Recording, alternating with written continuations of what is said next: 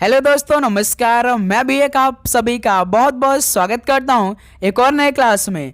तो आप सब कैसे हैं? उम्मीद करता हूं आप सब अच्छे होंगे, स्वस्थ होंगे और आप सभी की रेलवे ग्रुप डी एग्जाम 2025 की तैयारी बहुत ही शानदार तरीके से चल रही होगी। तो साथियों, आज के इस क्लास में रेलवे में हमेशा जो प्रश्न पूछे जाते हैं उन्हीं प्रश्नों को आज की इस क्लास में डिस्कस करने वाले हैं। 50 क्वेश्चन को डिस्कस करेंगे और आप सभी का सही करने का टारगेट 35 क्वेश्चन होने वाले हैं।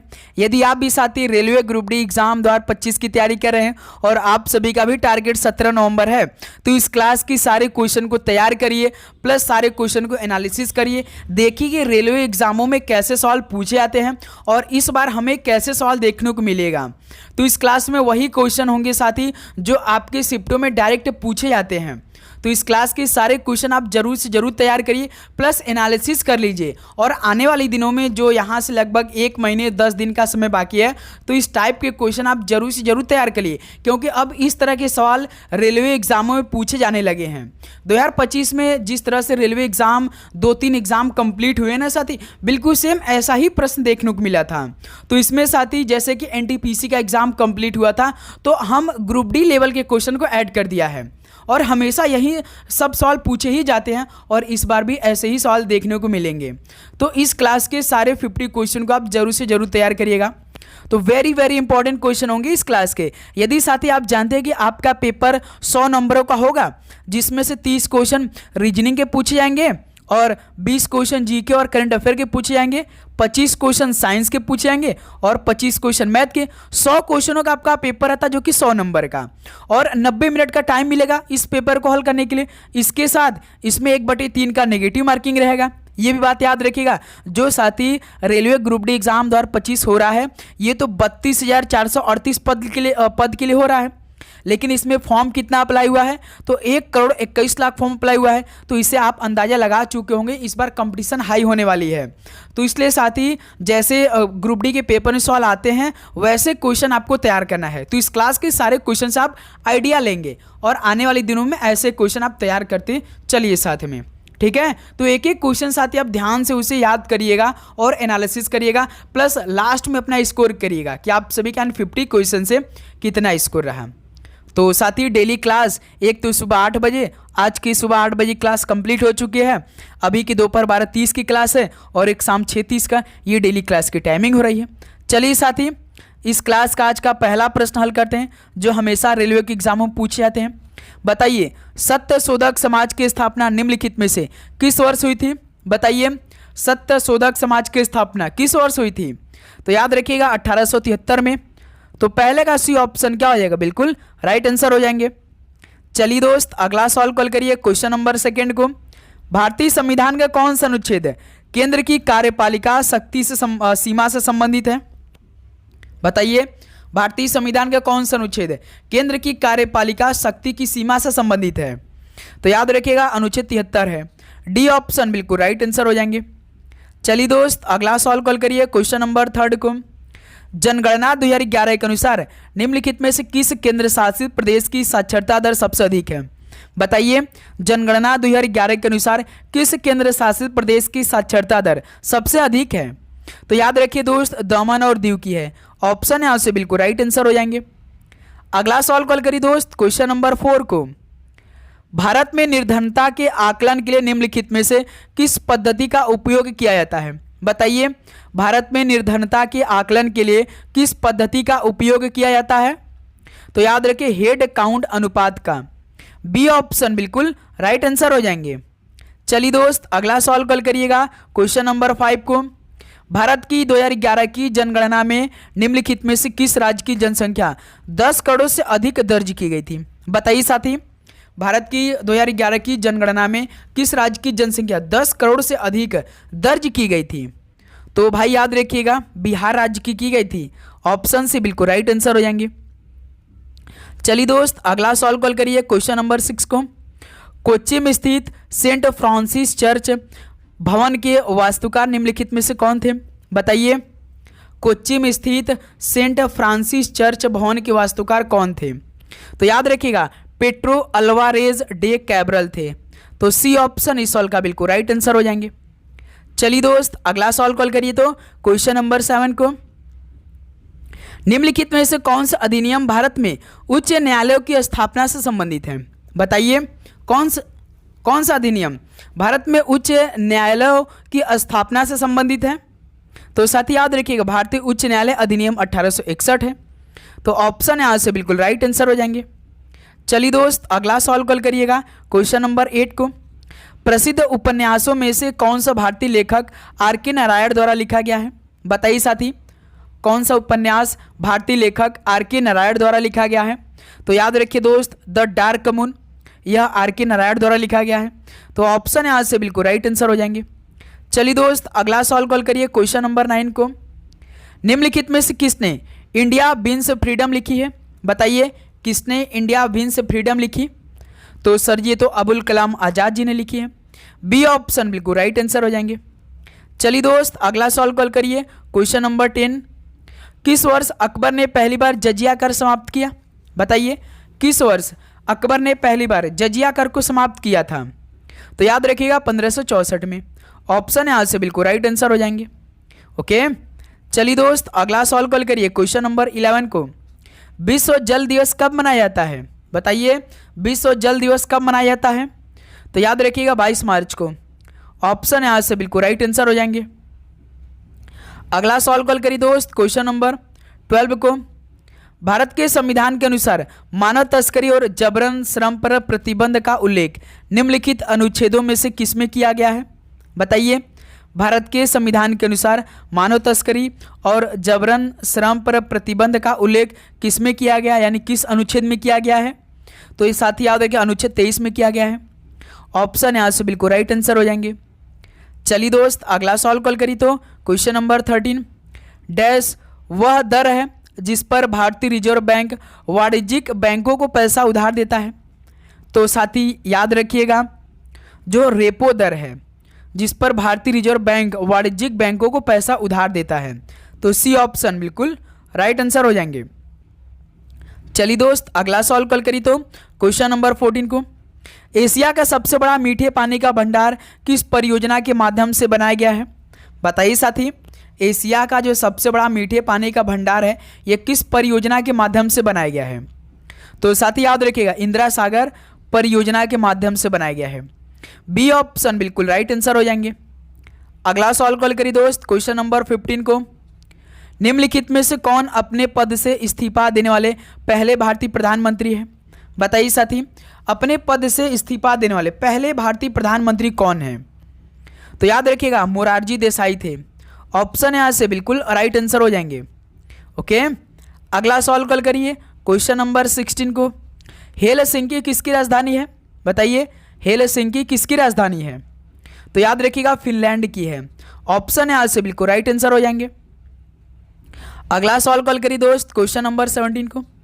निम्नलिखित में से किस सभापति ने जवाहरलाल नेहरू के बाद 15 अगस्त 1947 के मध्य रात्रि को संसद को संबोधित किया था?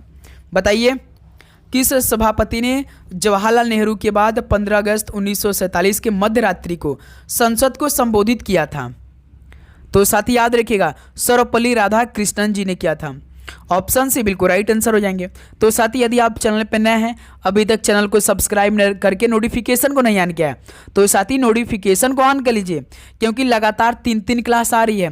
तो साथ ही आप सभी के पास नोटिफिकेशन जाना बहुत जरूरी है, तो इसलिए मेरे दोस्त नोटिफिकेशन को आप लोग ऑन करके रखिए, ठीक है। चलिए निम्नलिखित में से कौन सी तमिलनाडु की सबसे ऊँची चोटी है? बताइए तमिलनाडु की सबसे ऊँची चोटी कौन सी है?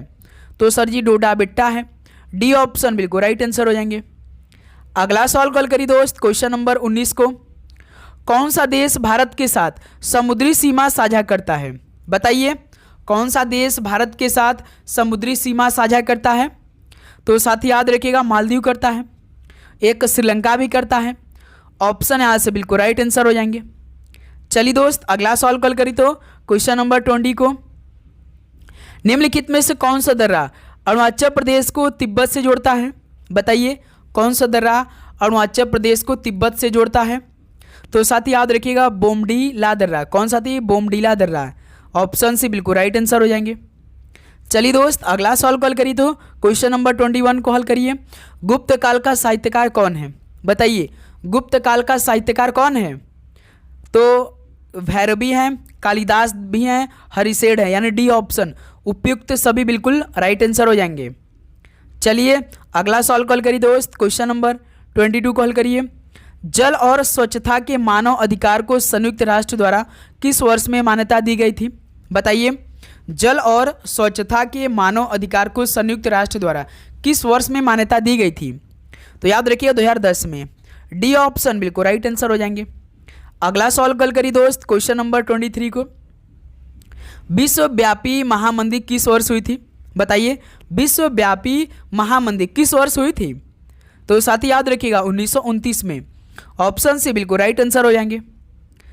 चलिए दोस्त अगला सवाल कॉल करिए, क्वेश्चन नंबर 24।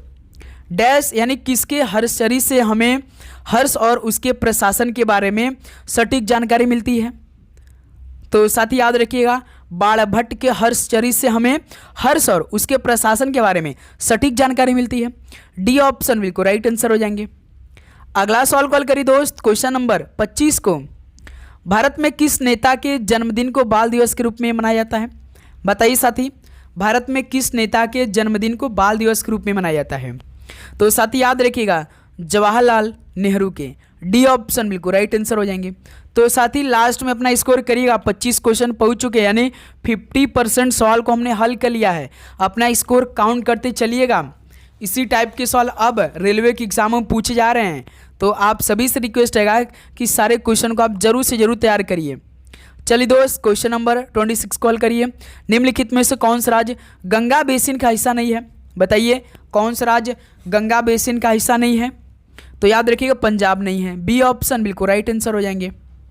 अगला सवाल कॉल करिए दोस्त, क्वेश्चन नंबर 27 को। स्वतंत्रता के समय भारतीय राष्ट्रीय कांग्रेस के अध्यक्ष कौन थे? बताइए, स्वतंत्रता के समय भारतीय राष्ट्रीय कांग्रेस के अध्यक्ष कौन थे? तो साथ ही याद रखिएगा जेबी कृपलानी थे। बी ऑप्शन राइट आंसर हो जाएंगे। अगला सवाल कॉल करिए, क्वेश्चन नंबर 28 को। प्रसिद्ध उपन्यास मालगुडी डेज के लेखक कौन थे? बताइए, प्रसिद्ध उपन्यास मालगुडी डेज के लेखक कौन थे? तो साथ ही याद रखिएगा आर के नारायण। ऑप्शन सी बिल्कुल राइट आंसर हो जाएंगे। चलिए दोस्त अगला सवाल कॉल करिए, क्वेश्चन नंबर 29। विश्व की सबसे ऊंची चोटी माउंट एवरेस्ट किसके बीच स्थित है? यानी किस किस देश के बीच में स्थित है जो विश्व की सबसे ऊंची चोटी माउंट एवरेस्ट है? ये तो नेपाल और तिब्बत के बीच स्थित है। सी ऑप्शन बिल्कुल राइट आंसर हो जाएंगे। अगला सवाल कॉल करिए दोस्त, क्वेश्चन नंबर 30 कॉल करिए। डैश लोक संगीत में महाभारत की कहानियों को गाथा गीत के रूप में गाया जाता है? तो साथ ही पांडवानी लोक संगीत में महाभारत की कहानियों को गाथा गीत के रूप में गाया जाता है। डी ऑप्शन पांडवानी बिल्कुल राइट आंसर हो जाएंगे। अगला सवाल कॉल करिए दोस्त, क्वेश्चन नंबर 31 कॉल करिए। भारत की प्रथम हाई स्पीड रेल परियोजना इन दो शहरों को जोड़ेगी, यानी किन दो शहरों को जोड़ेगी? भारत की जो पहली हाई स्पीड रेल परियोजना है, एक तो मुंबई को जोड़ेगी और एक अहमदाबाद को। डी ऑप्शन बिल्कुल राइट आंसर हो जाएंगे। ओके, चलिए अगला सवाल कॉल करिए दोस्त, क्वेश्चन नंबर 32। पुडुचेरी के लोकप्रिय लोक नृत्य का नाम बताइए। पुडुचेरी के लोकप्रिय लोक नृत्य का नाम बताइए। तो साथ ही याद रखिए गर्दी है। बी ऑप्शन गर्दी बिल्कुल राइट आंसर हो जाएंगे।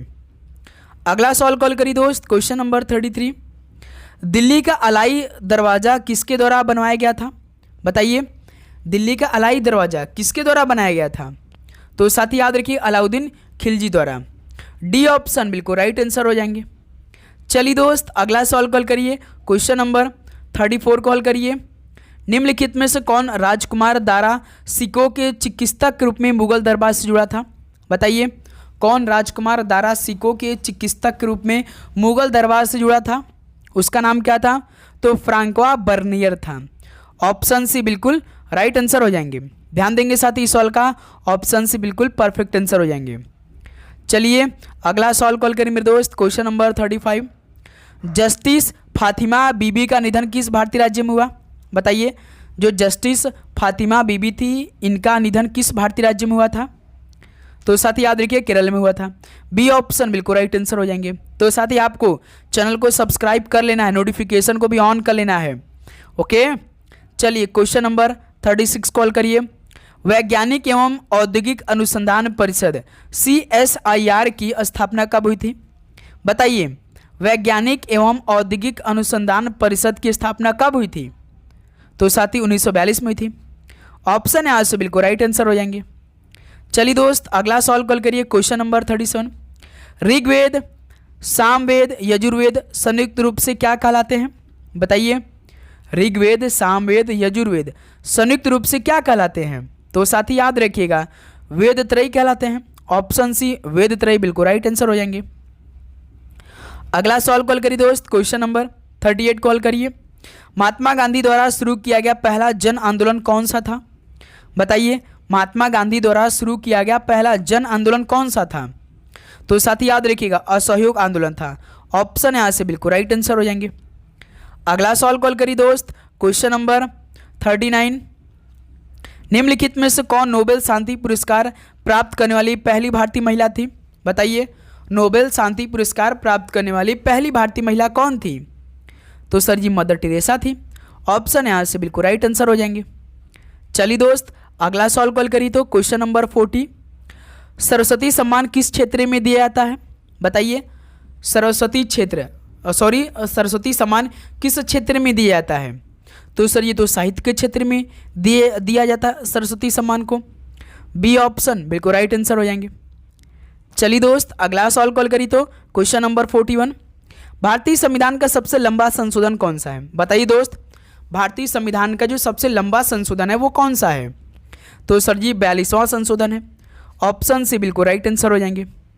अगला सवाल कॉल करिए दोस्त, क्वेश्चन नंबर 42।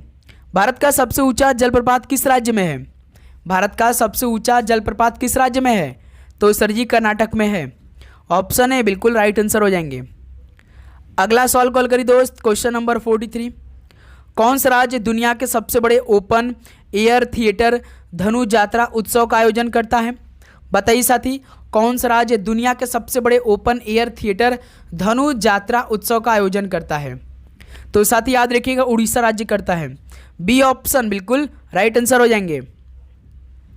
चलिए अगला सवाल कॉल करिए दोस्त, क्वेश्चन नंबर 44। नाथुला दर्रा भारत के किस राज्य में स्थित है? बताइए, नाथुला दर्रा भारत के किस राज्य में स्थित है? तो ये सिक्किम में स्थित है। ऑप्शन से बिल्कुल राइट आंसर हो जाएंगे। अगला सवाल कॉल करिए दोस्त, क्वेश्चन नंबर 45। भारतीय क्षेत्र में दो ज्वालामुखी द्वीप कौन से हैं? बताइए, भारतीय क्षेत्र में दो ज्वालामुखी द्वीप कौन से हैं? तो सर जी एक तो नारकंडम है और एक बैरन है। तो डी ऑप्शन नारकंडम और बैरन बिल्कुल राइट आंसर हो जाएंगे। अगला सवाल कॉल करिए दोस्त, क्वेश्चन नंबर 46। निम्नलिखित में से कौन सा भाग राज्य नीति के निर्देशक सिद्धांतों से संबंधित है? बताइए, कौन सा भाग राज्य नीति के निर्देशक सिद्धांतों से संबंधित है? तो सर जी भाग 4 है। ऑप्शन यहाँ से बिल्कुल राइट आंसर हो जाएंगे। चलिए दोस्त अगला सवाल कॉल करिए, क्वेश्चन नंबर 47। कौन सा पठार सिलिकॉन पठार के नाम से जाना जाता है? बताइए, कौन सा पठार सिलिकॉन पठार के नाम से जाना जाता है? तो सर जी बेंगलुरु है। ऑप्शन सी बिल्कुल राइट आंसर हो जाएंगे। चलिए दोस्त अगला सवाल कॉल करिए तो क्वेश्चन नंबर 48। निम्नलिखित में से किस झीलों का शहर भी कहा जाता है? बताइए साथी, झीलों का शहर किसे कहा जाता है? तो याद रखिएगा उदयपुर को। ऑप्शन है आपसे बिल्कुल राइट आंसर हो जाएंगे। अगला सवाल कॉल करिए दोस्त, क्वेश्चन नंबर 49। भारतीय संविधान का अनुच्छेद 51 इनमें से किस मामले से संबंधित है? बताइए, भारतीय संविधान का जो अनुच्छेद 51 है किस मामले से संबंधित है? तो साथ ही याद रखिएगा मौलिक कर्तव्य से। बी ऑप्शन बिल्कुल राइट आंसर हो जाएंगे। चलिए दोस्त अगला सवाल कॉल करिए, क्वेश्चन नंबर 50 और लास्ट क्वेश्चन। इंद्रधनुष क्रांति किससे संबंधित है? बताइए, इंद्रधनुष क्रांति तो श्वेत क्रांति से है, नीली क्रांति से है, पीली क्रांति से, यानी इंद्रधनुष क्रांति सभी से संबंधित है। डी ऑप्शन बिल्कुल राइट आंसर हो जाएंगे। तो साथ ही 50 क्वेश्चन कंप्लीट हो चुके। अब बताइए आप सभी का इन 50 क्वेश्चन से कितना स्कोर रहा? तो साथ ही उम्मीद करूंगा आपको हर एक क्वेश्चन बहुत ही शानदार तरीके से समझ में आया होगा और आप पूरे 50 के 50 क्वेश्चन तैयार किए होंगे। आपको किसी भी प्रकार का दिक्कत नहीं आई होगी। बताइए साथ ही आपको किसी भी प्रकार का डाउट इस क्लास को हल करने में, तो साथ ही डेली क्लास आ रही है, आपको डेली क्लास लेना है, तैयारी करना है और मॉक टेस्ट लगाना है, एनालिसिस करना है, तभी आप सभी का सिलेक्शन होने वाला है। लेकिन साथ ही पढ़ाई आपका रुकनी नहीं चाहिए, डेली आपको क्वेश्चनों को तैयार करना है। रीजनिंग को तैयार करना है, मैथ को तैयार करना है, साइंस को तैयार करना है, करंट अफेयर को तैयार करना है, जीके को तैयार करना है। 5 सब्जेक्ट आपको बहुत अच्छी तरीके से पकड़ मजबूत बनानी पड़ेगी, क्योंकि इस बार कंपटीशन हाई है, तो पढ़ाई के बिना कुछ होने वाला नहीं है। तो साथ ही लगातार मेहनत करिए, लगातार अपने ऊपर टाइम दीजिए, तभी इस बार एक सिलेक्शन मिलेगा आपको। ठीक है, ग्रुप डी में तो आप आराम से सिलेक्शन ले सकते हैं, बस आपका पूरा कॉन्सेप्ट क्लियर होना चाहिए। ओके, यदि आपको किसी भी प्रकार का डाउट हो तो साथ ही कमेंट बॉक्स में पूछ लीजिएगा, हम उसका रिप्लाई आपको कर देंगे, या किसी भी सब्जेक्ट में। ओके दोस्त, तो चलिए इस क्लास को यहीं पर समाप्त करते हैं। मिलते हैं साथ ही शाम में 6:30 पर रीजनिंग क्लास के साथ। तो आज साथ ही पूरे रीजनिंग का पूरा पेपर होगा, तो आज का शाम का 6:30 का क्लास आप मिस नहीं करेंगे, तो इसलिए नोटिफिकेशन को ऑन करके रखिए। ठीक है, तो सभी को जय हिंद, जय भारत, पढ़ाई करते रहिए, ऑल द वेरी बेस्ट, धन्यवाद।